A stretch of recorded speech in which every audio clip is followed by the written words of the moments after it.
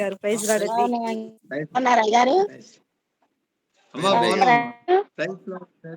Praise lord. Okay, మంచిది. చిన్న ప్రార్థన చేసుకొని ఈ క్లాస్ ప్రారంభించుకుందాం. ఎంఎస్ బ్రదర్ ప్రార్థన చేస్తారు. పరిశుద్ధుడా, గొప్ప దేవుడా, వందనాలు, స్తోత్రాలు ప్రభువా. నాయన ఈ రాత్రికాల సమయంలో ప్రభువా నీ సన్నిధిలో చేరి అయా నాయన ఆరాధించడానికి, ముందుగా పాటలు మహిపరచడానికి నాయన మీరు చూపిన మహాకృపను బట్టి వందనాలు, స్తోత్రాలు ప్రభువా. నాయన ఈ సమయంలో నాయన కొన్ని మాటలు మేము నేర్చుకొని పోతుండగా నాయన సువార్థీకరణ సబ్జెక్ట్ విషయమైన అయా నాయన సెకండ్ క్లాస్ గా నాయన దైవజనులు నిలబెట్టుకొని అయా నాయన నీ నామ మహిమకరంగా జరిగిస్తున్న రీతిని బట్టి వందనాలు, స్తోత్రాలు ప్రభువా. అయా నాయన అయ్యా విలువైన మాటలు మేము నేర్చుకొని నాయన ఎలాగా ఈ సన్నిధిలో మేము వివరించాలో మాకు జ్ఞానము నైపుణ్యించండి. నీ కృపతో ప్రతి ఒక్కరికి నాయన వారి యొక్క ఆటంకములు తొలగించండి. నెట్వర్క్ విషయంలో నేను వారికి ఉన్నటువంటి ఆటంకాలన్నిటిని ప్రక్కన పెట్టి ప్రభావ నీ సన్నిధిలో ఈ క్లాస్ లో అయా మనస్ఫూర్తిగా పాల్గొనడానికి అయా నీ కృప దయచేస్తారమ్మని లీడింగ్ చేస్తున్న బ్రదర్ను కూడా మీరు జ్ఞాపకం చేసుకోమని, దైవజనులకి అయా నీ ఆత్మతో నింపి నడిపిస్తూ రమ్మని ముందున్న సమయం అంతా నీ కృప కలిగిన హస్తాలకు అప్పగించుకుంటూ మా ప్రభును రక్షకుడైన యేసయ్య పరిశుద్ధ నామం పేరిట అడిగి వేడుకుంటూ ప్రార్థిస్తున్నాను మా పరమ తండ్రి. ఆమేన్. ఆమేన్. థాంక్యూ. ఆమేన్.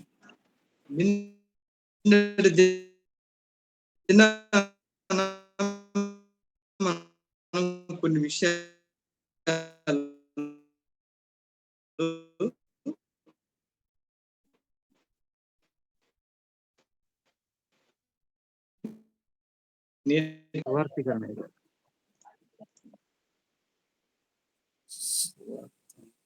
సువార్థీకరణ, సువార్తను ప్రచురం చేయటం. సువార్థీకరణ అంటే సువార్తను ప్రజలకు తెలియచేయటం. దీన్ని గ్రీకు భాషలో ఇవాంగిలియోన్ అంటారు. అంటే దాని అర్థం ఏంటంటే మంచి వార్త, సువార్త లేక మంచి వార్త అని అంటారు. ఇది పరిశుద్ధ గ్రంథంలో 94 సార్లు కొత్త నిబంధనలు రాయబడింది. ఓకే, తర్వాత మొట్టమొదటి సువార్థికుడు ఎవరు, తర్వాత మొట్టమొదటి వ్యక్తిగత సువార్థికుడు, మొట్టమొదటి బహిరంగ సువార్థికుడు, తర్వాత చివరి సువార్థికుడు. ఇన్ని కూడా మనం నిన్నటి దినాన్ని కొన్ని విషయాలు నేర్చుకున్నాం. తర్వాత మరి సువార్థీకరణ మనం ఎందుకు చేయాలనేది, ఎలా చేయాలనేది కొన్ని విషయాలు కూడా మనం నిన్నటి దినాన్ని మనం నేర్చుకున్నాం. ఈరోజు రెండో పాఠముగా, మొదటి పాఠం ఏంటంటే పరిచయం. నిన్నటి దినాన పరిచయం గురించి మనం సువార్థీకరణ యొక్క పరిచయం నిన్న క్లాసులో నేర్చుకున్నాం. ఈరోజు సంఘ స్థాపన. ఈరోజు రెండవ పాఠము సంఘ స్థాపన. రెండవ పాఠం సంఘ స్థాపన. ఓకే, సంఘ స్థాపన ఎలా చేస్తారు, లేకపోతే ప్రస్తుతానికి సంఘ స్థాపన అనేది ఎలా జరుగుతున్నది, ఎవరైనా చెప్పగలరా? సో సంఘాన్ని ఎలా స్థాపించాలి, సంఘాన్ని ఈరోజు చాలా మంది ఎలా సంఘాన్ని స్థాపిస్తున్నారు? ఎందుకంటే మొదటి పార్ట్ ఏంటంటే సువార్తను ప్రకటించటం. సువార్తను ప్రకటించిన తర్వాత సువార్త నమ్మిన వారిని మనం ఎక్కడ చేర్చాలి? వారందరినీ ఒక గుంపుగా, ఒక సహవాసంగా చేర్చి దానిని అంటే సువార్త ద్వారా సువార్త వినిన వారిని ఒక సమూహముగా, ఓకే, ఒక గుంపుగా చేర్చి నడిపించే దానిని సంఘం అంటారన్నమాట. ఒక వ్యక్తి సంఘాన్ని కట్టాలంటే సంఘానికి ముందు సువార్తను ప్రకటించాలి. ఇప్పుడు సువార్తను మనం ప్రకటించాం, సువార్థీకరణ చేసాం. ఇప్పుడు సువార్థీకరణ చేసిన తర్వాత మనం ఏం చేయాలి? సువార్త ద్వారా రక్షించబడిన వారిని ఒక సంఘముగా కట్టబడాలి. ఒక సంఘముగా కట్టబడాలి. సంఘం అంటే ఏంటి? సంఘం అనగా పరిశుద్ధులుగా ఉండుటకు పిలువబడిన వారు, లేకపోతే పరిశుద్ధులుగా ఉండుటకు ఎన్నుకొనబడిన వారు, ఏర్పాటు చేయబడిన వారిని సంఘము అంటారు. యేసుక్రీస్తు రక్తంలో కడగబడి ఎవరైతే లోకం నుండి వేరే ఒక ప్రత్యేకంగా జీవిస్తారో వారిని సంఘం అని అంటారు. ఇప్పుడు ఈ రెండో పాఠం ఏంటంటే సంఘ స్థాపన. సువార్తను ప్రకటించిన తర్వాత సంఘాన్ని ఎలా మనము స్థాపించాలి, సంఘాన్ని ఎలా మనము నిర్మించాలి అనేది ప్రాముఖ్యమైన విషయం. మీకు ఏమైనా ఐడియా ఉంటే చెప్పొచ్చు. సంఘ స్థాపన ఎలా చేస్తారు? ఇప్పుడు మీరు ట్రైనింగ్ అయిపోయిన తర్వాత వెళ్తారు. వెళ్ళిన తర్వాత ఫస్ట్ మీరు చేసే పని ఏంటి? సువార్తను ప్రకటిస్తారు. సువార్తను ప్రకటించారు. ఇప్పుడు సువార్తను ప్రకటించిన తర్వాత ఏం చేయాలి? ఖచ్చితంగా నీవు చెప్పిన సువార్తను నమ్మిన వారిని, నువ్వు చెప్పినటువంటి సువార్తను విశ్వసించిన వారిని ఒక సంఘముగా నువ్వు స్థాపించాలి, ఒక సంఘముగా నీవు నిర్మించాలి. ఎలా చేస్తావు?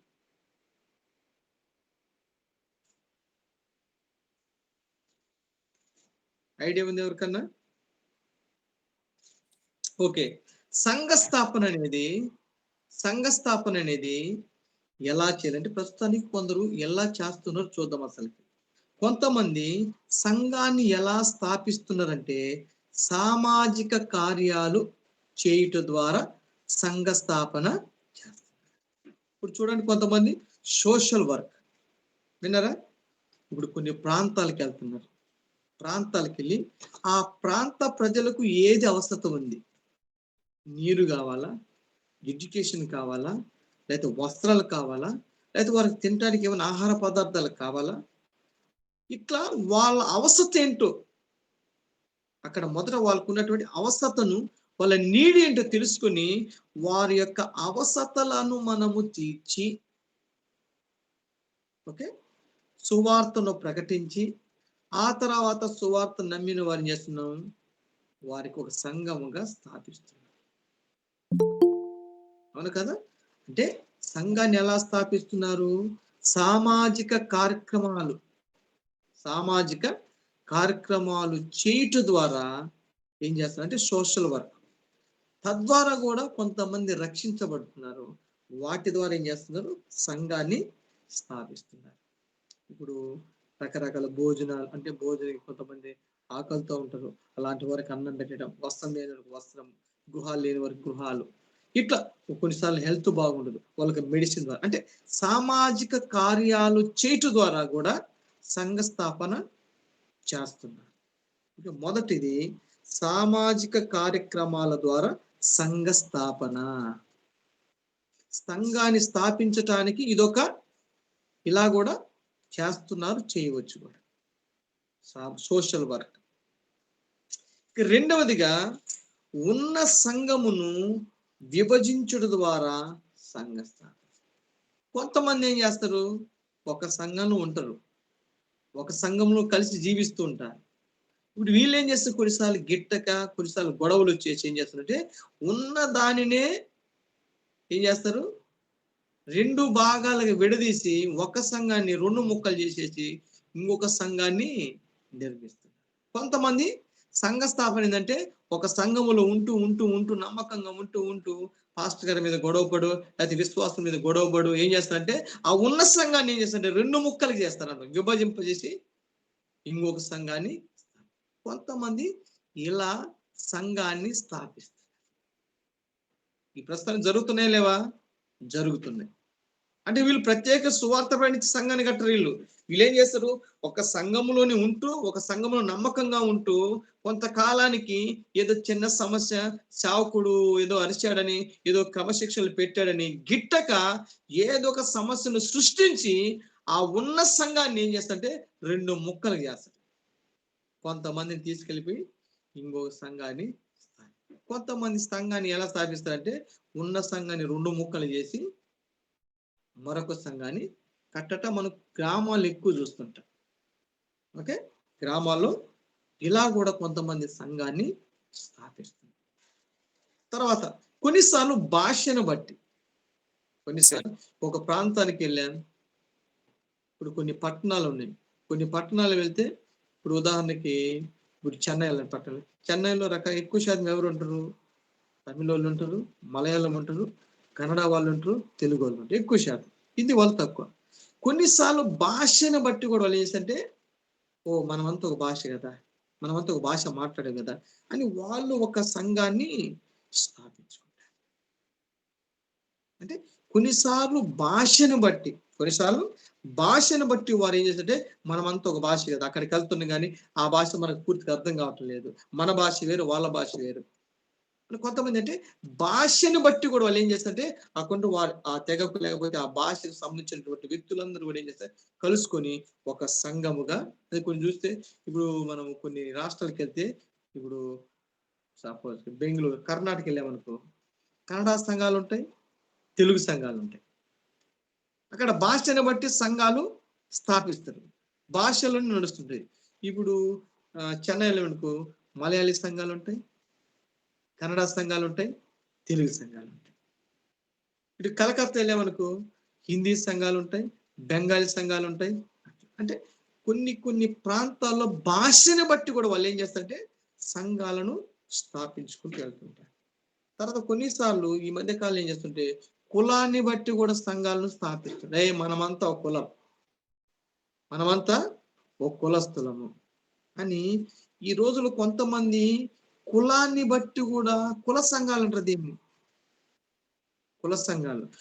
మనమంతా ఒక క్యాస్ట్ సంబంధించిన వాళ్ళము, మనమంతా కూడా ఒక జాతికి సంబంధించిన వాళ్ళు ఏం చేస్తుంటే కులాన్ని బట్టి, క్యాస్ట్ను బట్టి కూడా కొన్ని సంఘాలను స్థాపిస్తారు.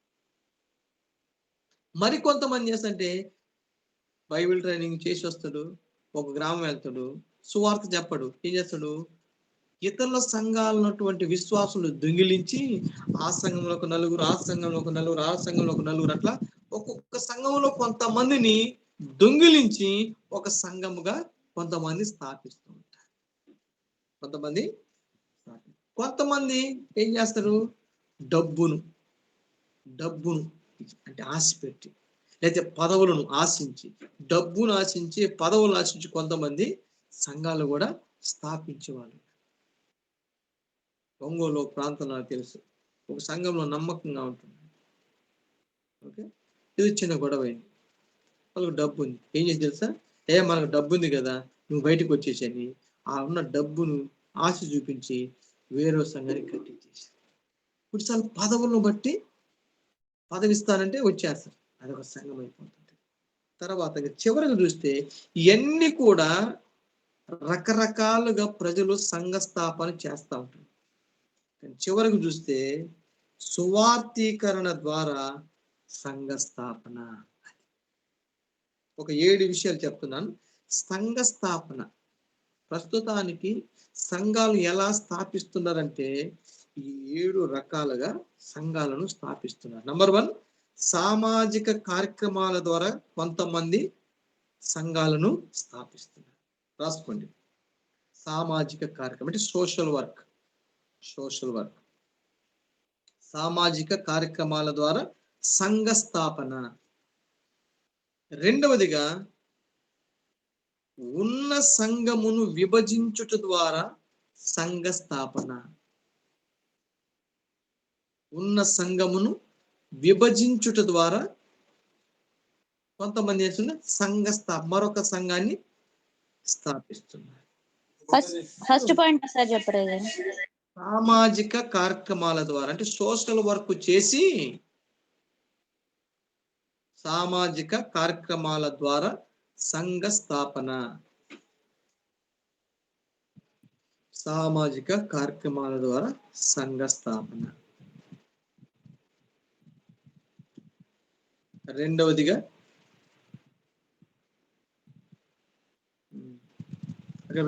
ఉదాహరణకు ఇప్పుడు కొంతమంది ఆర్షియం వాళ్ళు ఉన్నారు, వాళ్ళు ఏం చేస్తారు, సామాజిక కార్యక్రమాలు, వాళ్ళ నిత్యావసరాలు ఇస్తుంటారు, హాస్పిటల్స్, స్కూల్స్,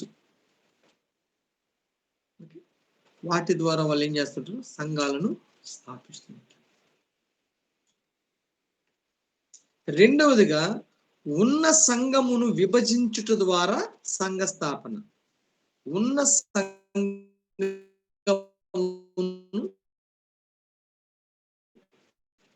విభజించుట ద్వారా సంఘ స్థాపన. ఉన్న సంఘమును విభజించుట ద్వారా సంఘ స్థాపన. మూడవదిగా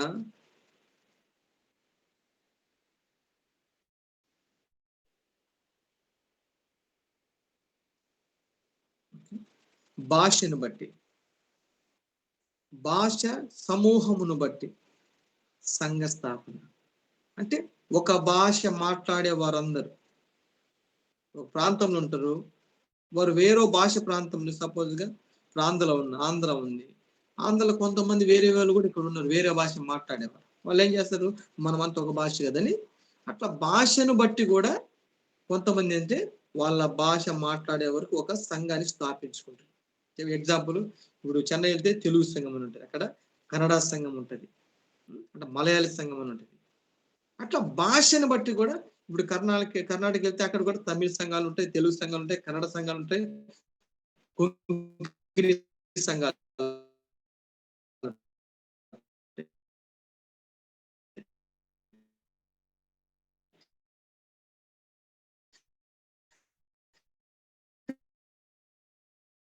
కాదు, ఇలా చేస్తున్నారు కొంతమంది. ఓకే, కులాన్ని బట్టి మనమంతా పై కులాలు ఉన్నత మంచి అని కొంతమంది ఈ దినాల్లో కులాన్ని బట్టి కూడా మనకంటూ ఒక సంఘం ఉండాలి, మన కులానికంటూ కుల సంఘాలు కూడా నిర్మించుకుంటున్నారు.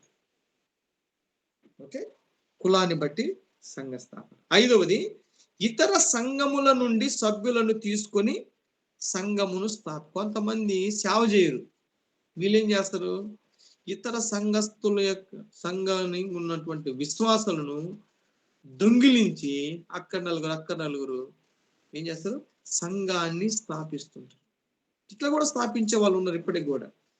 వాళ్ళు బయటికి సువార్తకి వెళ్ళరు, సువార్తీకరణ చేయరు, కానీ వాళ్ళు ఏం చేస్తారు, సంఘాల్లో ఎవరైతే రక్షణ పొంది విశ్వాసం ఉంటారో వాళ్ళ దగ్గరికి వెళ్ళి ఆ సంఘంలో తిరిగి సంఘంలో కొంతమందిని గ్యాదర్ చేసి వాళ్ళు ఆ కొంతమందిని ఒక సంఘముగా స్థాపిస్తుంటారు.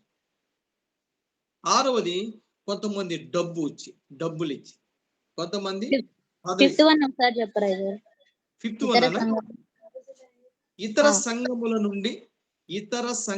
నుండి సభ్యులను తీసుకొని సంఘమును స్థాపించుట. అంటే ఇతర సంఘ విశ్వాసం తీసుకొని సంఘాలు కొంతమంది స్థాపిస్తుంటారు. ఇప్పుడు హైదరాబాద్ లో కొన్ని సంఘాలు ఉన్నాయి, పెద్ద పెద్ద సంఘాలు, వాళ్ళు సువార్త చెప్తే రక్షణ పొందిన వాళ్ళు కాదు, ఆయా సంఘస్థులందరినీ కూడా కొంతమంది ఆకర్షింపజేసి పెద్ద పెద్ద సంఘాలు కడుతూ ఉంటారు.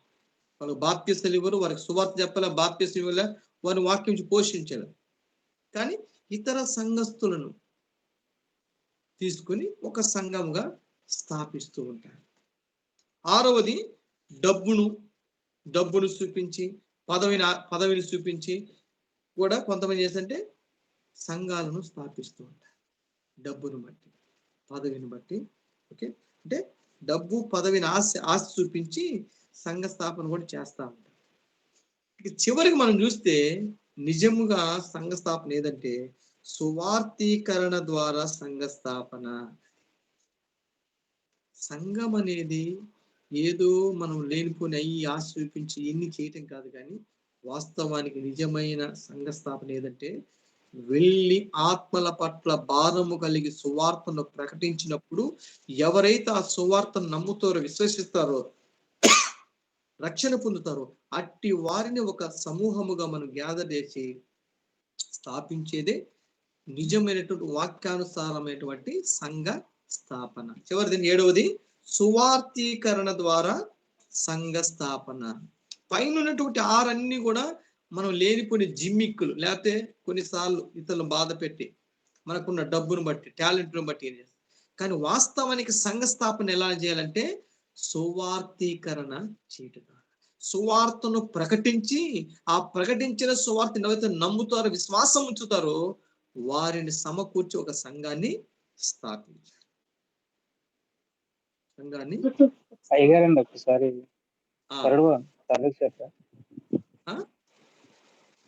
మూడవ చెప్పండి ఒకసారి. 3వది వచ్చేసి భాషను బట్టి. భాష ఇప్పుడు ఒక సపోజ్ మనమే ఇప్పుడు ఒక 4 కుటుంబాలు ఎక్కడన్నా మన భాష కానీ మన ప్రాంతీయ అక్కడ వాళ్ళ భాష మనకు అర్థం కాదు. కొంతమంది చేస్తుంటే వాళ్ళ భాష వచ్చిన వారి వరకు ఏంటంటే ఒక చోట గ్యాదర్ అయ్యి వాళ్ళే ఒక సంఘముగా కూడుకుంటుంటారు. అందుకని కొన్ని ప్రాంతాలు వెళ్ళిందంటే అక్కడ భాష వేరుగుంటది. అక్కడ నుండి కొన్ని ఇతర దేశాలు, ఇతర రాష్ట్రాల నుండి, ఇతర ప్రాంతాల నుంచి వాళ్ళు ఏంటంటే వాళ్ళ భాష వరకు ఏంటంటే ఒక సంఘాన్ని స్థాపిస్తారు.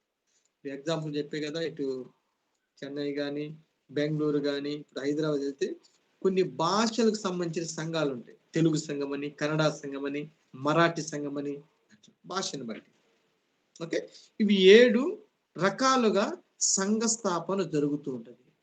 7 రకాలుగా. అయితే ఒకటి మనం గుర్తుపెట్టుకోండి, సంఘ స్థాపన అనేది ఏదో మనకు నచ్చినట్లు లేకపోతే మనం ఉన్న టాలెంట్లు ఉపయోగించి చేసేది కానీ, నిజమైనటువంటి సంఘ స్థాపన ఏదంటే సువార్తీకరణ, సువార్తను ప్రకటించుట ద్వారా ఆ సువార్త నమ్మిన వారిని ఒక సమూహముగా మార్చి సంఘమును స్థాపించుటే వాక్యానుసారమైనటువంటి సంఘం. దానినే సంఘం అంటారు.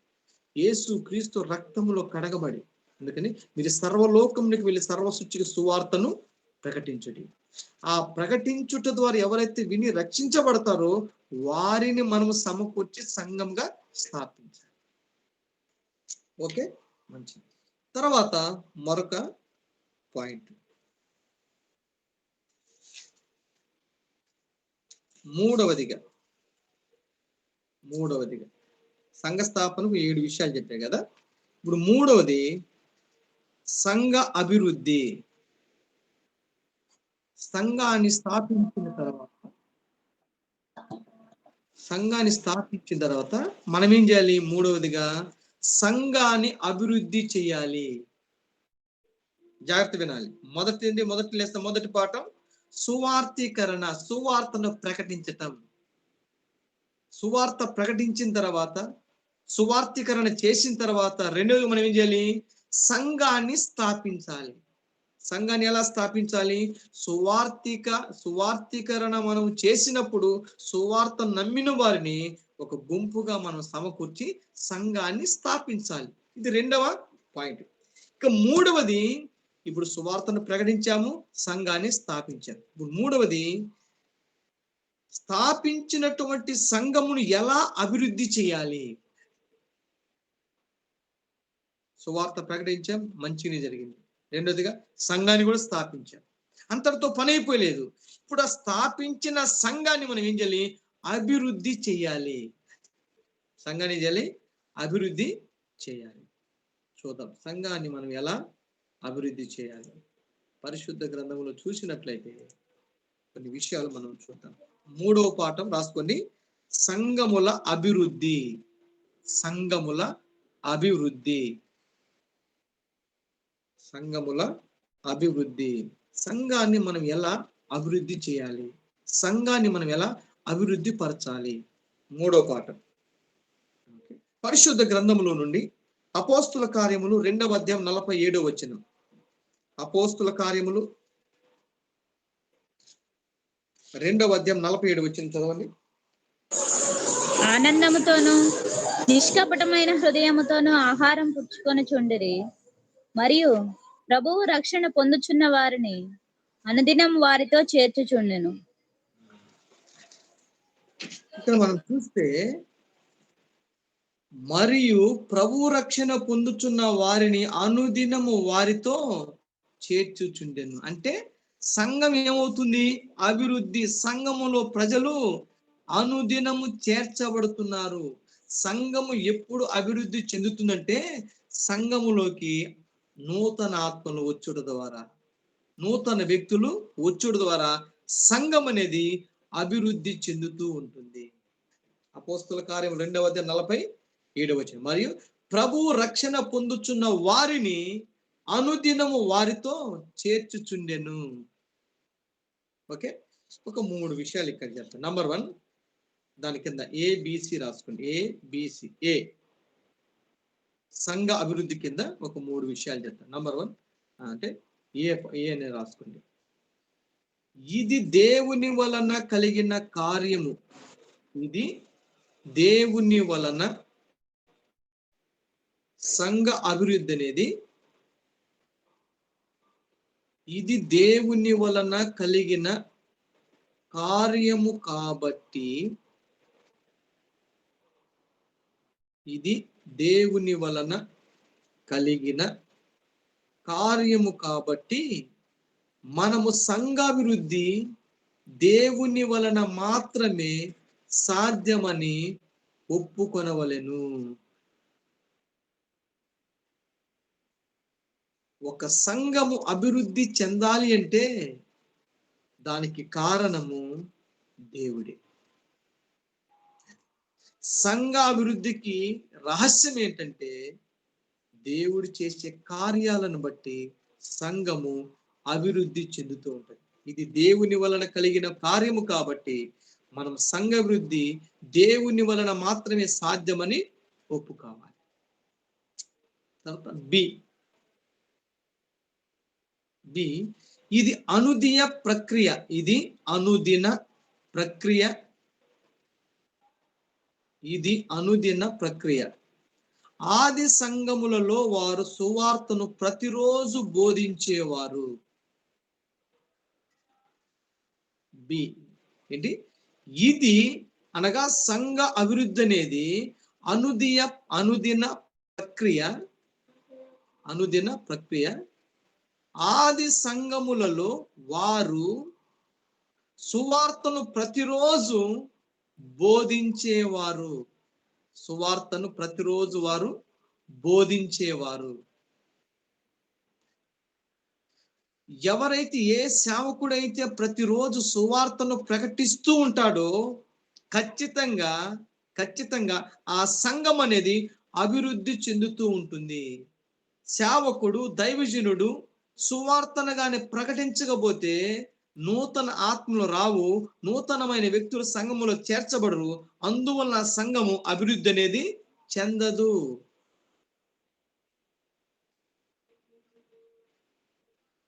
ప్రతిదినం ఏం చేయాలి? మనము సువార్తను చెప్పుడు ద్వారా సంఘం అనేది అభివృద్ధి పొందుతూ ఉంటుంది. Point C. ఓకే. యెరూషలేములో ఉన్న సంఘమునకు సభ్యులు చేర్చబడుతూ ఉండేవారు. యెరూషలేములో ఉన్నటువంటి సంఘం అంటే సభ్యులు చేర్చబడుతూ ఉండేవారు. యెరూషలేములో ఉన్న సంఘము మనకు ప్రత్యక్ష సంఘము. యెరూషలేములో ఉన్న సంఘము మనకు ప్రత్యక్ష సంఘము. యెరూషలేము సంఘం ప్రతిరోజు కూడా వారు సంఘములో సభ్యులు చేర్చబడుతూ ఉన్నారు.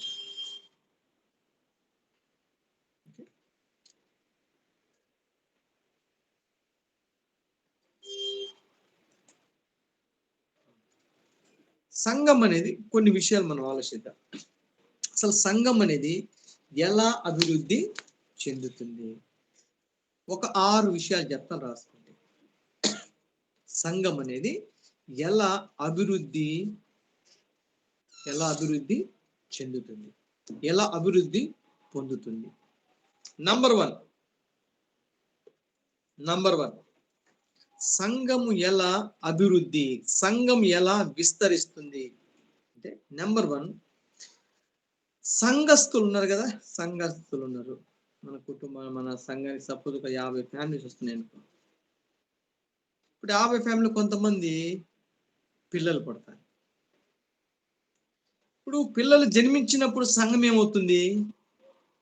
సంఘం అనేది అభివృద్ధి పొందుతుంది. అంటే జీవ సంబంధమైనటువంటి అభివృద్ధి. అంటే సంఘానికి వస్తున్నటువంటి విశ్వాసులు వారికి పిల్లలు కలుగుట ద్వారా సంఘం అనేది అభివృద్ధి చెందుతుంది. సంఘం అనేది అంటే జీవ సంబంధమైన అభివృద్ధి. ఉన్నటువంటి విశ్వాసులకు పిల్లలు జన్మించినప్పుడు, పిల్లలు పుట్టినప్పుడు ఏంటంటే సంఘములో సంఖ్య అనేది పెరుగుతుంది. అలా జీవ సంబంధమైనటువంటి అభివృద్ధి అంటే పిల్లలు పుట్టడం వల్ల, పిల్లలు జన్మించడం వల్ల. ఓకే. నెక్స్ట్ 2వ పాయింట్, సంఘము ఎలా అభివృద్ధి పొందుతుంది. రెండవదిగా సభ్యులు బదిలీ ద్వారా అభివృద్ధి. ఇప్పుడు సపోజ్ ఇప్పుడు మేము ఇక్కడ సంఘం మార్కాపురం సంఘం నడిపిస్తున్నాం. సంఘము కొన్ని విషయాల్లో ఎలా అభివృద్ధి అంటే, వేరే ప్రాంతాల్లో ఉద్యోగం చేసేవారు ఈ ప్రాంతానికి వచ్చారు. ఇప్పుడు మేము సపోజ్ ఇంతకుముందు ఒక 250 నుంచి 300 మంది, కానీ కొంతమంది చాలా వరకు ఇక్కడ ఉన్న వాళ్ళే, మరి కొంతమంది ఇక్కడ వాళ్ళు కాదు, వాళ్ళు ఇంతకుముందు ఎక్కడో జాబ్ చేసేవాళ్ళు. ఇప్పుడు వాళ్ళకు ట్రాన్స్ఫర్ ఇక్కడ ఈ ప్రాంతం వచ్చారు. ఇప్పుడు ఏ ఏ ఫ్యామిలీ ఏ ఏ సభ్యులైతే ట్రాన్స్ఫర్ ద్వారా ఈ ప్రాంతానికి వచ్చారో వాళ్ళందరూ కూడా ఇప్పుడు చర్చికి వస్తున్నారు. ఇప్పుడు వాళ్ళు ఇతర ప్రాంతాల్లో జాబ్ చేసేటువంటి వారికి ట్రాన్స్ఫర్ రావటం వల్ల వాళ్ళు ఇప్పుడు మన సంఘానికి వస్తున్నారు. అంటే కొన్నిసార్లు ఉద్యోగస్తులైన వారు ఏం చేస్తారు, ఉద్యోగస్తులైన వారు ఒక ప్రాంతంలో మరొక ప్రాంతానికి ట్రాన్స్ఫర్ అవుతారు. అలా వచ్చినప్పుడు ఏమవుతుందంటే అట్లా కూడా సంఘం అనేది అభివృద్ధి పొందుతుంది.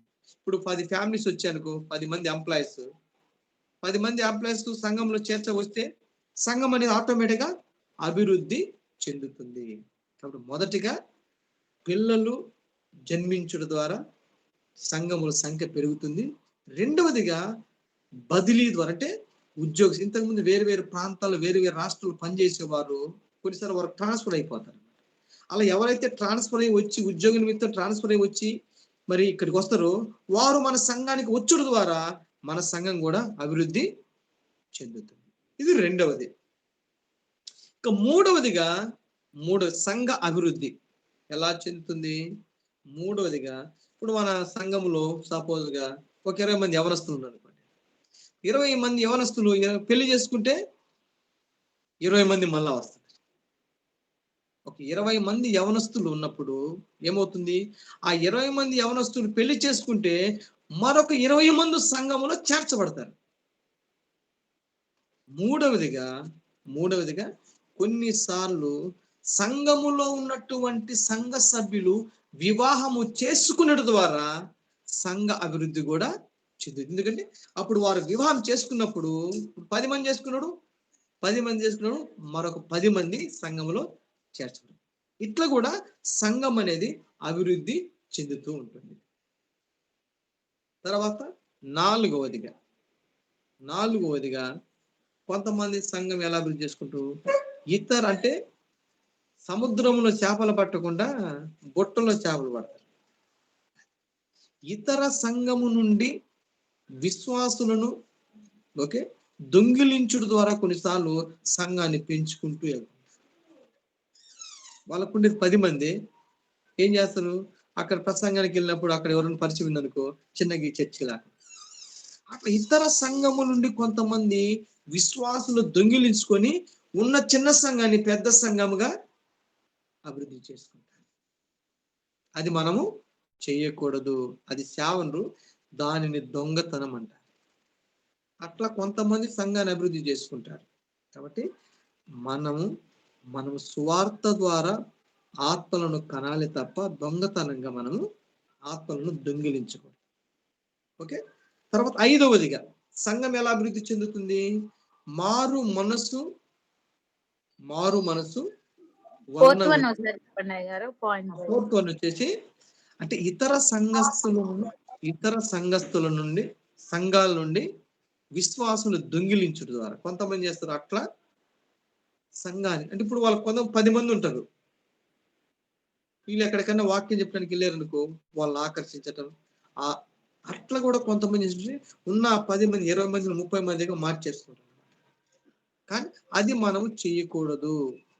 మనం సువార్తను ప్రకటించి సంఘములో విశ్వాసులు పెంచుకోవాలి తప్ప పక్క సంఘాల నుండి మనము విశ్వాసులను దొంగిలించకూడదు. దాన్ని సేవనరు కానీ దొంగతనం అంటారు. కొంతమంది అలా సంఘాభివృద్ధి చేస్తూ ఉంటారు. అంటే బుట్టలో నుండి చేపలను పట్టుట. కొంతమంది చేపలని చెరువులోను కాలువలోను సముద్రంలో పట్టుకోవాలి, కానీ బుట్టలోని మనము చేపలు పట్టుకోవాలి. 5వది మారు మనసు పొందుట వలన. కొంతమంది సువార్తను ప్రకటించినప్పుడు ఎక్కడైనా మీటింగ్ పెట్టినప్పుడు ఆ వాక్యం విని వాళ్ళు ఏం చేస్తారంటే మారు మనసు పొందుతారు. అప్పుడు మారు మనసు ఒక వ్యక్తి పొందినప్పుడు సంఘములో చేర్చబడతారు. అట్లా ప్రజలు మారు మనసు పొందుట వలన కూడా సంఘం అనేది అభివృద్ధి చెందుతూ ఉంటుంది. తర్వాత ఆరవదిగా మంచి ప్రసంగాలు ప్రసంగించడం ద్వారా మనము కానీ మంచిగా వాక్యం కానీ చెప్పగలిగితే సంఘం అనేది చాలా త్వరగా అభివృద్ధి చెందుతుంది.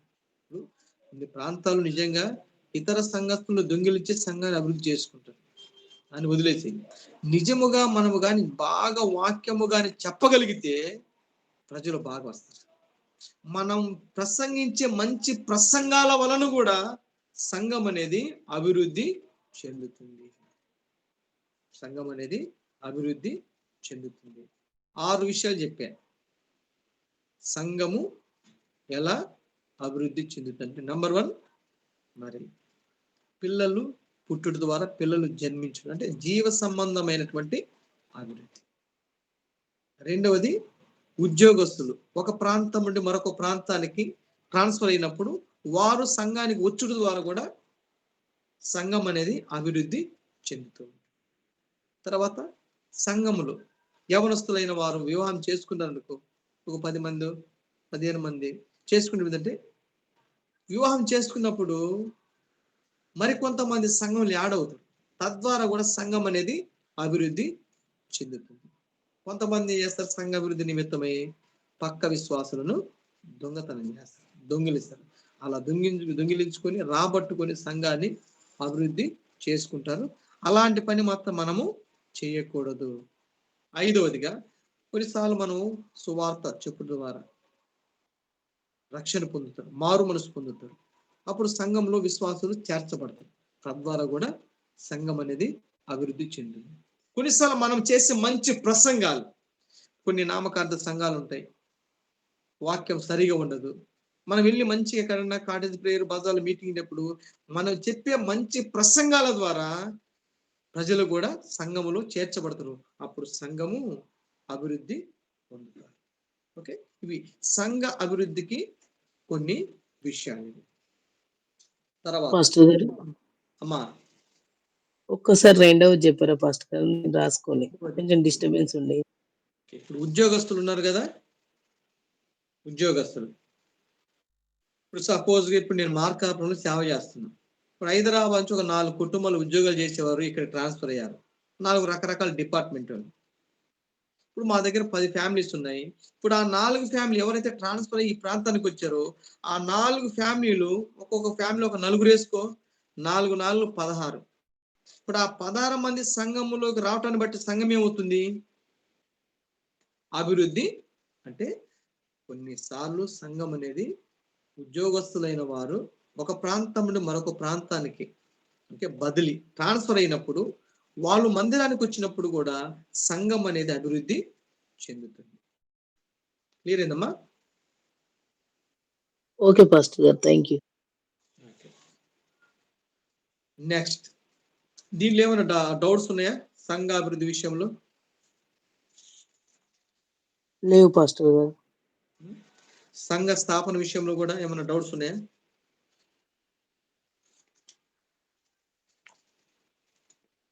ఓకే, ఇప్పటికీ మనం ఎన్ని పాఠాలు అయిపోయినాయి? 3 పాఠాలు అయిపోయినాయి. నంబర్ 1 సువార్తీకరణ అంటే ఏంటో తెలుసుకున్నాం. రెండవదిగా సంఘ స్థాపన.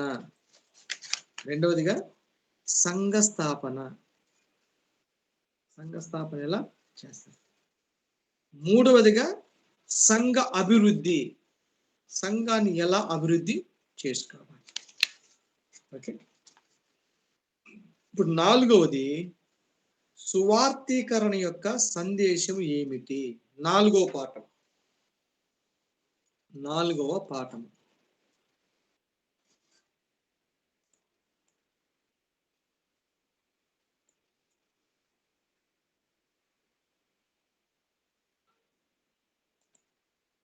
ఓకే, ఇప్పుడు 4వ పాఠం రాసుకోండి. సువార్తీకరణ యొక్క సందేశము ఏమిటి? సువార్తీకరణ యొక్క సందేశము ఏమిటి? సువార్తీకరణ యొక్క సందేశము ఏమిటి?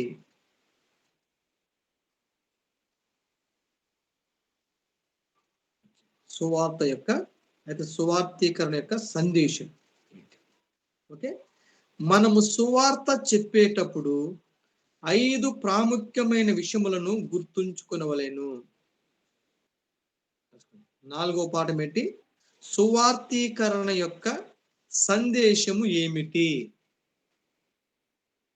సందేశము ఏమిటి? దాని కింద రాసుకోండి.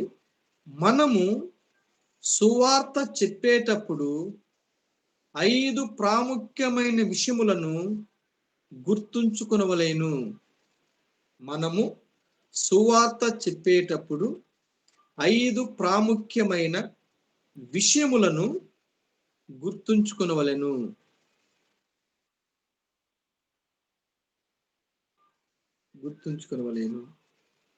ఓకే,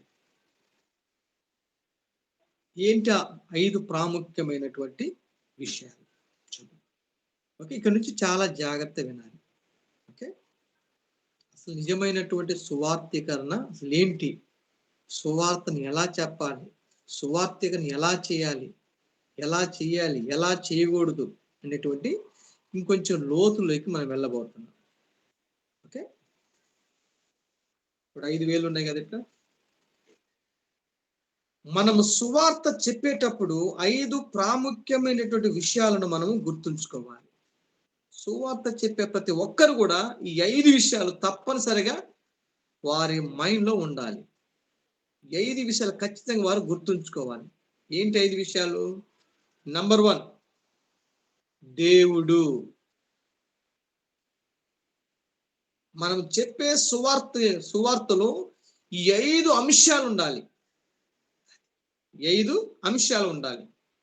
మొట్టమొదటి అంశం ఏంటి? దేవుడు. సువార్తలో దేవుడు లేకపోతే సువార్త కానే కాదు. మనం చెప్పే సువార్తలో, సువార్తీకరణలో ఏముండాలి? దేవుడు ఉండాలి. మొదటికి ఏముండాలి? దేవుడు ఉండాలి. మొదటి అంశం. రెండవ అంశము మానవుడు. మనం చెప్పే సువార్తలో దేవుని గురించి చెప్పాలి.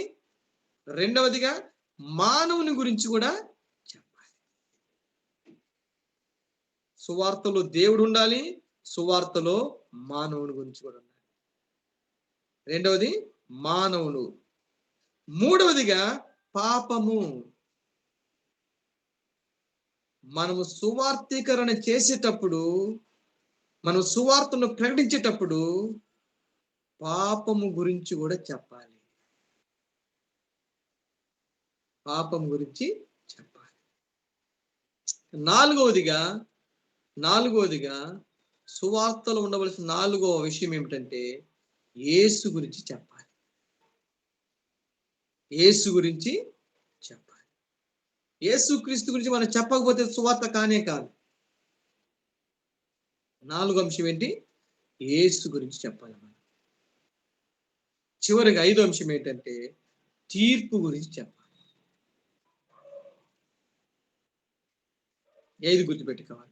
సువార్త చెప్పేటప్పుడు ఈ 5 అంశాలు మనము గుర్తుంచుకోవాలి. నంబర్ 1 దేవుడు, నెంబర్ 2 మానవుడు, నెంబర్ 3 పాపము, నెంబర్ 4 యేసుక్రీస్తు గురించి, నెంబర్ 5 తీర్పు గురించి. ఒకరు చెప్పండి, ఎవరైనా కానీ ఒకళ్ళిద్దరు. ఎందుకంటే నెంబర్ 1 దేవుని కోసం చెప్పాలి పాస్టర్ గారు. దేవుని గురించి చెప్పాలి. 2 మానవుని గురించి చెప్పాలి. 3 పాపం గురించి చెప్పాలి. 4 యేసు ప్రభుని గురించి చెప్పాలి. 5 తీర్పుని గురించి చెప్పాలి. ఇంకొకరు చెప్పండి.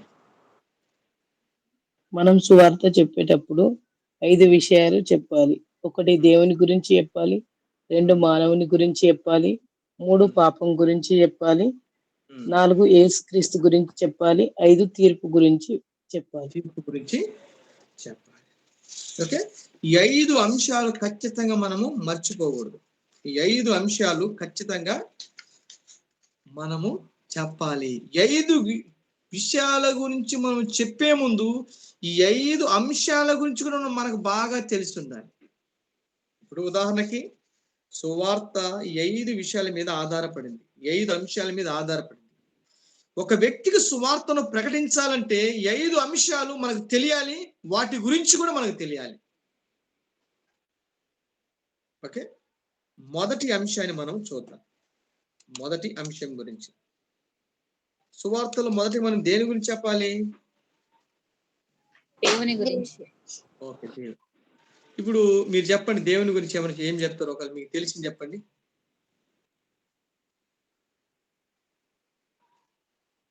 ఇప్పుడు ఒక ప్రాంతానికి వెళ్ళారు, ట్రైనింగ్ అయిపోద్ది, క్రైస్తవ మినిస్ట్రీ. ఒక ప్రాంతంకి వెళ్ళి సువార్త కుడిగి పెట్టాలి. అప్పుడు దేవుని గురించి చెప్పాలి. దేవుని గురించి మీరు ఏం చెప్తారు? చెప్పండి, పర్లేదు.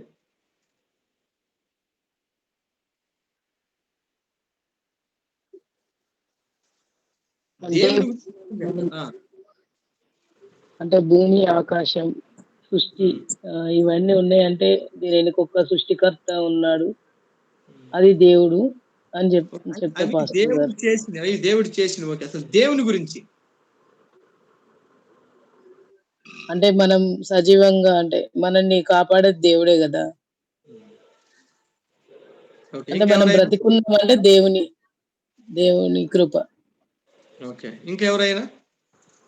దేవుని యొక్క ప్రేమ కోసం చెప్పాలి పాస్టర్ గారు. దేవుడి యొక్క మంచితనం కోసం ముందు ఫస్ట్ వాళ్ళని పరిచయం చేసుకొని ఆ తర్వాత దేవుడి ఎలా మనల్ని ప్రేమిస్తున్నారు, ఆయన లవ్ ముందు ఆ దేవుని ప్రేమను తెలియజేయాలి వాళ్ళకి.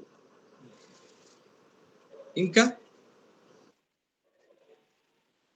దేవుని గురించి ఏం చెప్తారు మీరు? చెప్పండి. దేవుడు మంచివాడు, మన కోసం చెప్పండి మనకి. ఇప్పుడు సువార్త చెప్పాలంటే 5 అంశాలు ఖచ్చితంగా. అందులో మొదటి దేవుని గురించి చెప్పాలి. అసలు దేవుని గురించి ఏం చెప్తారు మీరు? అసలు అయ్యారండి, ఈ లోకాన్ని సృష్టించింది ఎవరో ముందు తెలియపరచాలండి. అది వాటి క్రమం ఆయన నెరవేర్చున్నాయి. అసలు ఇవన్నీ మనం బ్రతకాలంటే మనలో ఉన్న కొన్ని అన్ని అవయవాలు పనిచేస్తున్నాయి. అలాగే ఈ సృష్టిలో చూస్తే ఎవరు నడిపిస్తున్నారు? సూర్యుడిని, చంద్రుడిని ఎవరు కలుగు చేశారు? ఇవన్నీ నడిపించే వాళ్ళు కూడా ఒకరు ఉన్నారు కదా. ఆయనే దేవుడని, లోకాన్ని సృష్టించిన దేవుడని. అసలు ఆయన నమ్ముకుంటే ఎక్కడికి వెళ్తాం అనే విషయాన్ని కూడా ముందు దేవుని గురించి, సృష్టి గురించి చెప్పాలి. Very good. ఆ గొప్పతనాన్ని గురించి. ఓకే, సరే చూద్దాం. ఓకే, కొన్ని విషయాలు. వెరీ గుడ్, మీరు చెప్పింది కరెక్టే. మరి కొన్ని విషయాలు. నంబర్ 1, దేవుడు. మనం సువార్త చెప్పేటప్పుడు 5 ప్రాముఖ్యమైన విషయాలు గుర్తుంచుకోవాలి కదా. వాటిలో మొట్టమొదటిది ఏంటిది? దేవుడు. రైట్. నంబర్ 1, దేవుడు. అసలు ఈ దేవుని గురించి పాత నిబంధన గ్రంథంలో ఏమని రాయబడింది? దేవుని గురించి పరిశుద్ధ గ్రంథం ఏమని సెలవిస్తుంది చూద్దాం. పాత నిబంధనలో 3 ప్రాముఖ్యమైన పేర్లను దేవుడు ఆపాదించుట జరిగింది. పాత నిబంధన గ్రంథములో దేవుడు అనే మాటకు ప్రాథమికమైన పేర్లను దేవునికి ఆపాదించుట జరిగింది. ఓకే, దేవుడు అంటాం కదా, ఆ దేవునికి ఆ పేరుకు పాత నిబంధన గ్రంథములో 3 పేర్లు ప్రాముఖ్యం మనం చూస్తున్నాం. ఒకటి దాంట్లో ఎలోహిం. రాసుకోండి, ఎలోహిం. ఏం రాసుకోండి, ఏం రాసి ఎలోహిం. ఎలోహిం దానికి ఎదురుగా అనగా హెబ్రీ భాషలో శక్తిమంతుడని అర్థము. దేవుడు అనే మాటకి, దేవుడు అనే పదానికి పాత నిబంధన గ్రంథంలో 3 పేర్లు దేవునికి ఆపాదించుట జరిగింది. దాంట్లో మొదటిది ఎలోహిం. ఎలోహిం అనగా హెబ్రీ భాషలో శక్తివంతుడు. హెబ్రీ భాషలో శక్తివంతుడు దాని అర్థం అన్నమాట. చూద్దాం పరిశుద్ధ గ్రంథములో నుండి ఆది కాండము 1:1. ఆది కాండము 1:1. 1:1 ఆదియందు దేవుడు భూమి ఆకాశములను సృజించెను. ఆది యందు దేవుడు భూమి ఆకాశములను సృజించంటే దేవుడు సర్వశక్తిమంతుడు. ఎలోహిం. తర్వాత 26, 27 వచనాలు. దేవుడు మన స్వరూపమందు మన పోలిక చొప్పున నరులను చేయదము. వారు సముద్రపు చేపలను, ఆకాశ పక్షులను, పశువులను, సమస్త భూమి మీద ప్రాకు ప్రతి జంతువును ఏలుదురుగాకని పలికెను. దేవుడు తన స్వరూపమందు నరుని సృజించెను. దేవుని స్వరూపమందు వారిని సృజించెను. స్త్రీని గాను పురుషుని గాను వారిని సృజించెను. అంటే ఆది కాండం 1:1 దేవుడు భూమి ఆకాశమును సృజించను. మళ్ళా 1:26 వస్తే దేవుడు మనిషిని కూడా సృజించాడు. తర్వాత 3:22 అప్పుడు దేవుడైన యెహోవా, ఇదిగో మంచి చెడ్డలను ఎరుగునట్లు ఆదాము మనలో ఒకని వంటి వాడాయను. ఓకే. కాబట్టి చదువుమా. అదే చదవమంటారే 11:7. 11:7 చదవండి. కనుక మనము దిగిపోయి వారిలో ఒకని మాట ఒకనికి తెలియకుండా అక్కడ వారి భాషను తారుమారు చేయదము రండని అనుకోను. అంటే పరిశుద్ధ గ్రంథములో దేవుడు అనే మాటకి వాడమైనటువంటి హెబ్రీ భాషలు ఏంటంటే ఎలోహిం. ఎలోహిం అనగా శక్తివంతుడు అని అర్థం ఇస్తుంది. ఓకే. ఇక రెండవది మనం చూస్తే బి యెహోవా. యెహోవా యెహోవా బి యెహోవా అనగా హెబ్రీ భాషలో తన్ను తాను ప్రత్యక్షపరుచుకునేవాడు. పాత నిబంధన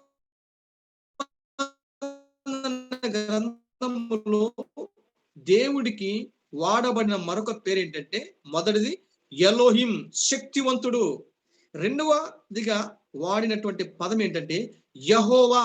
యెహోవా అనగా హెబ్రీ భాషలో తన్ను తాను ప్రత్యక్షపరుచుకునేవాడు. తన్ను తాను ప్రత్యక్షపరుచుకునేవాడు అని అర్థమిస్తుంది. ఆది కాండం 3:21 వచనం.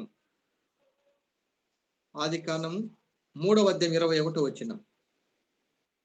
దేవుడైన యెహోవా ఆదామునకును అతని భార్యకును చర్మపు చొక్కాయలను చేయించి వారికి తొడిగించెను.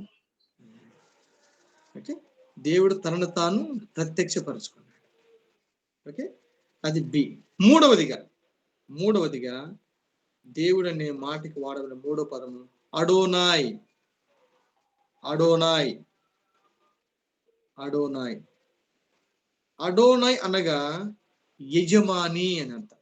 అడోనాయ్ అనగా యజమాని. ఆది కాండము 15:2 వచనం. ఆది కాండము 15:2. అందుకు అబ్రాము, ప్రభువైన యెహోవా నాకేమి ఇచ్చిననేమి, నేను సంతానము లేనివాడనై పోవుచున్నానే. ఓకే. యజమాని. అడోనై అనగా యజమాని. అంటే పాత నిబంధన గ్రంథంలో దేవుడు అనే పదానికి మాటకి వాడబడిన 3 పదాలు ఏంటి? ఒకటి ఎలోహిం శక్తివంతుడు. రెండవది యెహోవా అనగా తన్ను తాను ప్రత్యక్షపరుచుకునేవాడు. మూడవదిగా అడోనాయ్ అనగా యజమాని. ఓకే. ఇంకా మనం కొన్ని విషయాలు మనము చూడొచ్చు. ఒక 7 విషయాలు చెప్తాను దేవుని గురించి. 7 విషయాలు. ఈ దేవుడు అనే పదానికి వాడబడినటువంటి పదాలు ఇవి. ఇప్పుడు దేవుడు ఏమై ఉన్నాడో చూద్దాం. ఒక 7 విషయాలు వాటి కింద రాసుకోవచ్చు.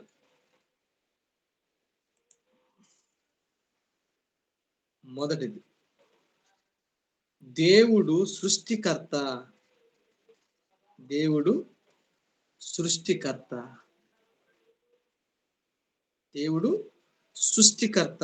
మనం తెలుసు కదా, ఆదికాండం 1:1 చూసాం. దానికి ఎదురుగా వచనాలు రాసుకోండి. దేవుడు సృష్టికర్త అయ్యున్నాడు.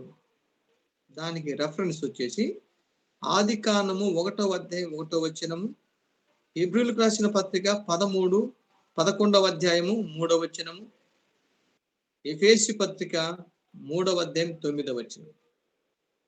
దేవుడు సృష్టికర్త అయ్యున్నాడు. దేవుడు సృష్టికర్త అయ్యున్నాడు. వచనాలు వచ్చేసి ఆదికాండము 1:1.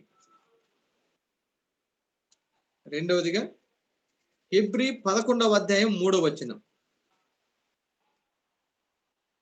మూడవదిగా ఎఫెసీ 3:9.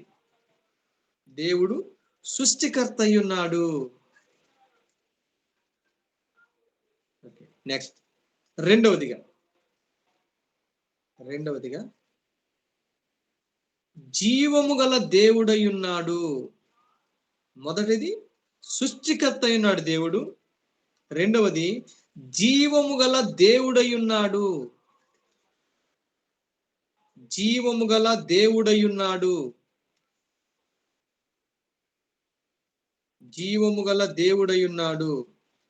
ఇర్మియా గ్రంథము 10వ అధ్యాయము 1 నుండి 16 వచనాల వరకు.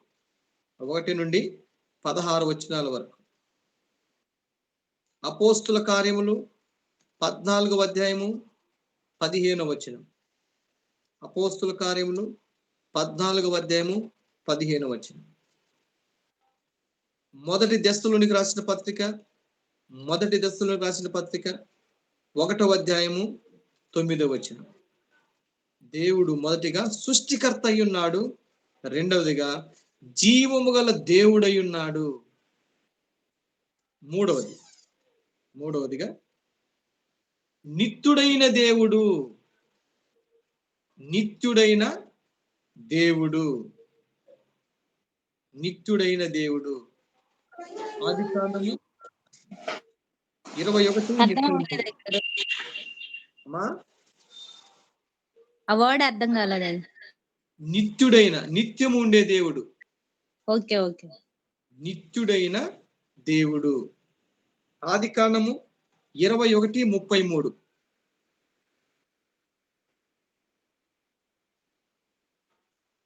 యెషయా గ్రంథము 40వ అధ్యాయము 28వ వచనము. అయ్యారు ఆదికాండము 21:33.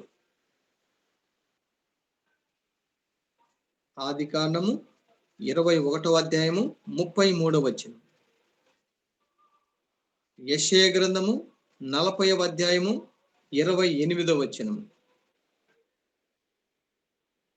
ప్రకటన గ్రంథము 1వ అధ్యాయము 8వ వచనం. ప్రకటన 1:8. ద్వితీయోపదేశ కాండము 33:27. ద్వితీయోపదేశ కాండము 33:27. హబక్కు గ్రంథము 1:12.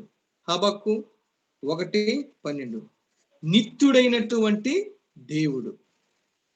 నాలుగోది, దేవుడు సర్వజ్ఞుడు.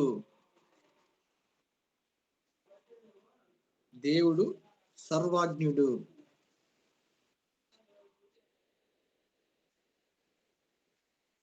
కీర్తనలు 139. కీర్తనలు 139 1 నుండి 6 వరకు. 1 నుండి 6 వరకు.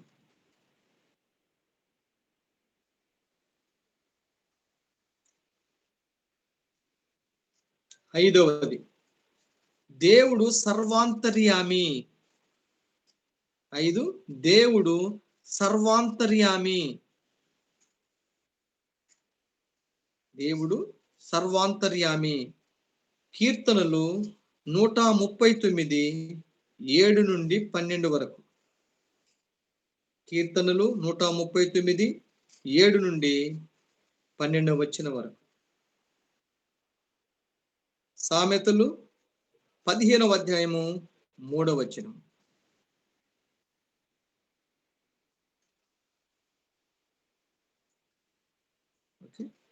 ఆరవది, దేవుడు సర్వశక్తిమంతుడు. దేవుడు సర్వశక్తిమంతుడు. కీర్తనలు 139 13 నుండి 24 వరకు.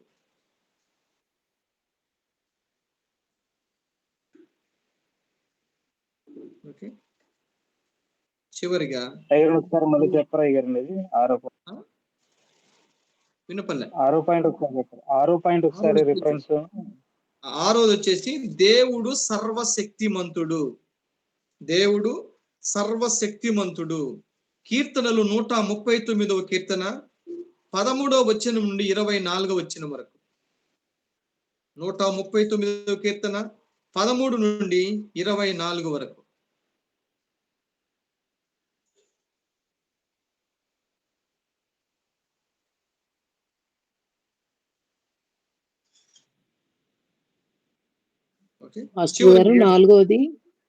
నాలుగోది రిఫరెన్స్ దేవుడు సర్వాంతర్యామి. 4వదే దేవుడు సర్వాజ్ఞుడు. దేవుడు సర్వాజ్ఞుడు.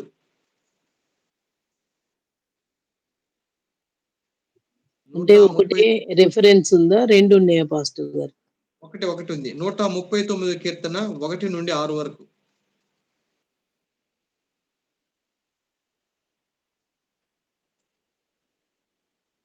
ఓకే, చివరిగా దేవుడు ప్రేమించేవాడు. దేవుడు ప్రేమించేవాడు.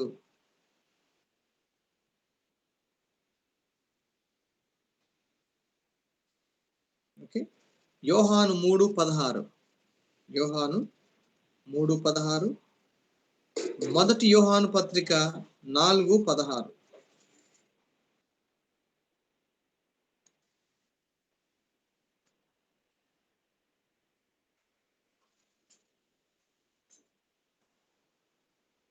ఇవి దేవుని గురించి. ఓకే, దేవుడు అనే అంశం మనం చెప్పే ముందు దేవుడు అనే మాటకు పాత నిబంధన గ్రంథంలో వాడబట్టి పదాలు ఏంటి? Last the 7th one. దేవుడు ప్రేమించువాడు, ప్రేమించేవాడు.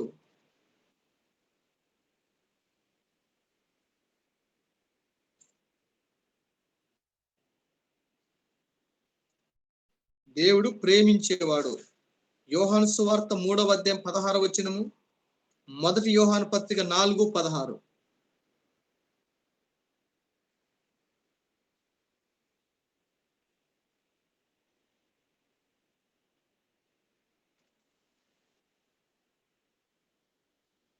ఓకే, అపోస్తుల కార్యములు.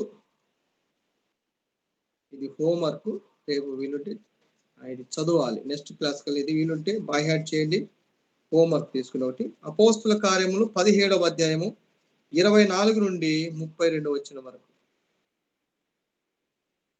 అపోస్తుల కార్యములు 17వ అధ్యాయము 24 నుండి 32 వచనం. చదవండి ఒకళ్ళు.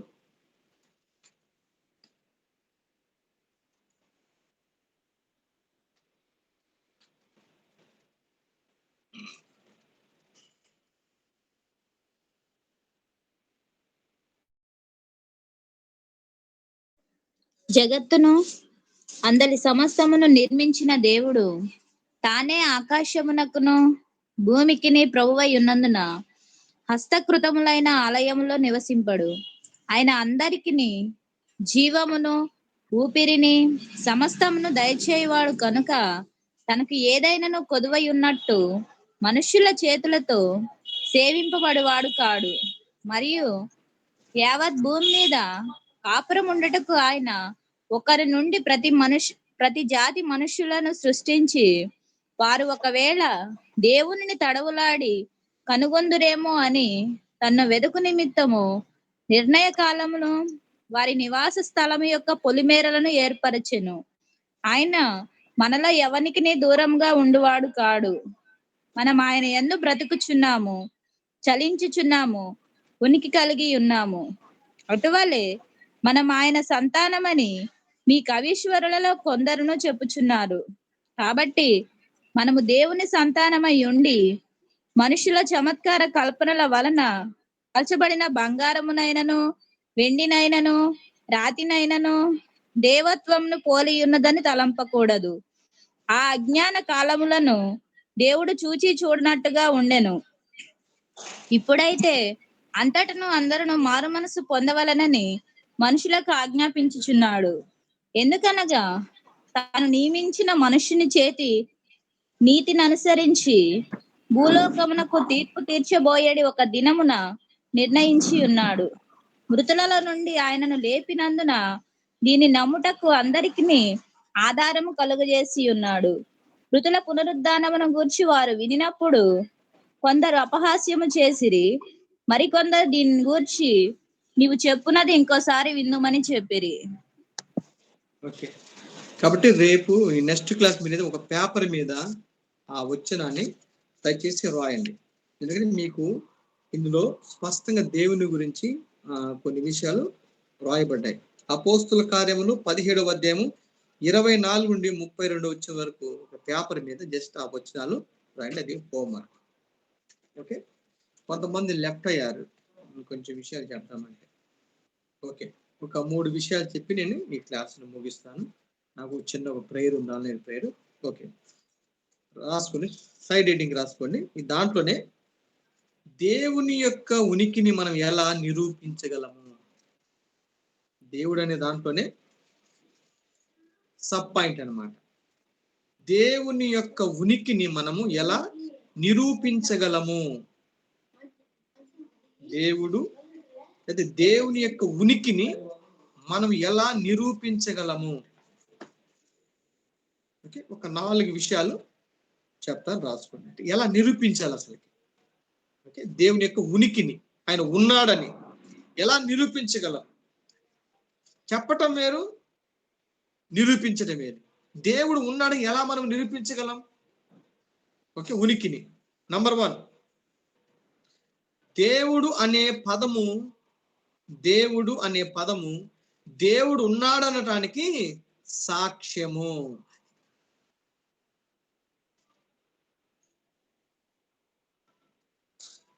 దేవుడు అనే పదము ఉన్నది కాబట్టి దేవుడు అనేవాడు ఉన్నాడనడానికి సాక్ష్యము.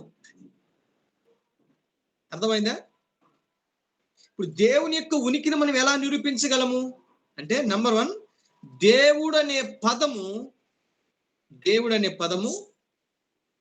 ఏం చేస్తుంది? దేవుడు ఉన్నాడనటానికి సాక్ష్యం అన్నమాట. దేవుడు ఉన్నాడు కాబట్టి దేవుడు అనే పదాన్ని మనము వాడుతున్నాం. ఆ దేవుడు అనే పదమే దేవుడు ఉన్నాడని సాక్ష్యం ఇస్తుంది. ఎవరైనా దేవుడు దేవుడు అంటుండ్రు కదా, ఆ పదమే సాక్ష్యం ఇస్తుంది. ఏమని? దేవుడు ఉన్నాడని సాక్ష్యం ఇస్తుంది. రెండవది ఆక్సిజన్ ఉంది కదా, ఆక్సిజన్ మనం చూడగలమా? చూడలేము. కానీ ఆక్సిజన్ ఉందని మనము నమ్ముతాము. ఆక్సిజన్ ఉందని ఎలా మనము నమ్ముచున్నామో, దేవుడు కూడా ఆక్సిజన్ ఉంది కానీ మనకు కనిపించదు. కానీ ఆక్సిజన్ మనకు కనిపించకపోయినను ఆక్సిజన్ ఉన్నదని మనం నమ్ముతాం. అలానే దేవుడు అనే వ్యక్తిని మనం చూడకపోయినా దేవుడు ఉన్నాడని మనం నమ్ముతాం. మూడవదిగా మన శరీరములో ఉన్న భాగాలు మనకు కనిపించవు కానీ మనకు భాగాలు ఉన్నాయని నమ్ముతాం. ఇప్పుడు మన శరీరంలో భాగాలు మనం చూడలేం, కానీ మనకు ఉన్నాయని మనం నమ్ముచున్నాం. అలానే దేవుడు ఉన్నాడు, ఆయన మనకు కనిపించకపోయినా దేవుడు ఉన్నాడని మనం నమ్ము. ఎందుకంటే మన శరీరంలో ఉన్న అవయవాలు మనకు కనిపించు, కానీ మనం ఉన్నాయని నమ్ముతున్నాం. దేవుడు కూడా ఉన్నాడు, ఆయన కనిపించకపోయినా ఆయన ఉన్నాడని మనం నమ్మాలి. ఇప్పుడు విద్యుత్ శక్తి, కరెంట్ ఉంది. కరెంటు మనకు కనిపించదు, కానీ కరెంట్ ఉండదని మనము నమ్ముతున్నాం. కాబట్టి దేవుని యొక్క ఉనికి మనం ఎలా నిరూపించగలమంటే, దేవుడు అనే పదం ఉన్నది కాబట్టి ఆ పదమే దేవుని ఉన్నాడని సాక్ష్యం ఇస్తుంది. రెండవదిగా ఆక్సిజన్ మనకు కనిపించదు, కానీ ఆక్సిజన్ నమ్ముతాం. మన శరీరంలో అనేకమైన అవయవాలు ఉన్నాయి, మనం చూడము, కనిపించవు, కానీ ఉన్నాయని నమ్ముతున్నాం. అలానే విద్యుత్ కరెంటు మనకు కనిపించదు, కానీ కరెంట్ ఉన్నదని మనం నమ్ముతున్నాం. హెబ్రీలకు రాసిన పత్రిక 11వ అధ్యాయం 6వ వచనం చదవండి. హెబ్రీ 11:6.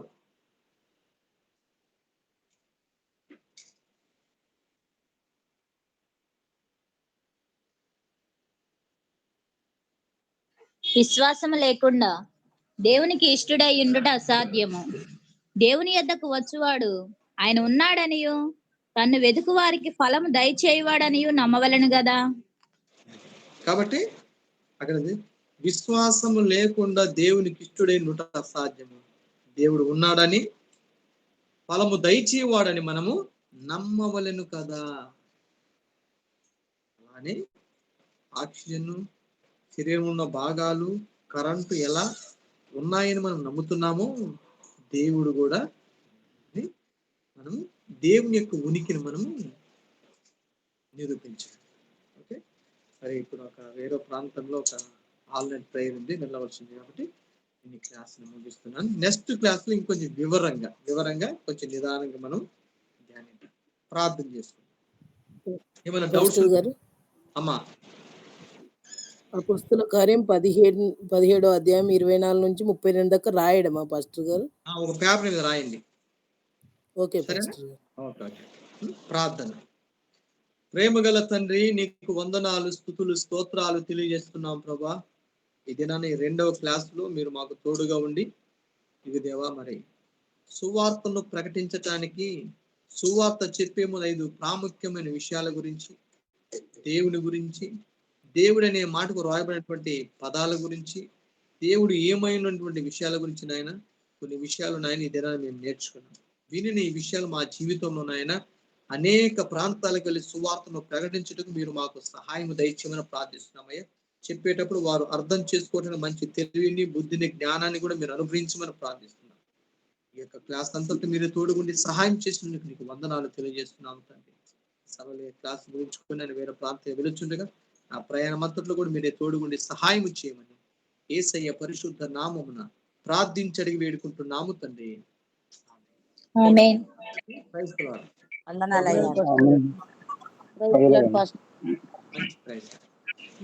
ఏమైనా డౌట్స్ ఉంటే నెక్స్ట్ క్లాస్ ఇవ్వండి పాస్టర్ గారు. మన పరమ తండ్రి అయిన దేవుని ప్రేమయు, ఆయన కుమారుడైనటువంటి యేసు క్రీస్తు కృపయు, పరిశుద్ధాత్మ యొక్క అన్యోన్య సహవాసము, సమాధానము మనకును లోకములో ఉన్న సకల పరిశుద్ధులకు సదాకాలము తోడై ఉండి నడిపించును గాక. ఆమేన్. ఆమేన్. ఆమేన్.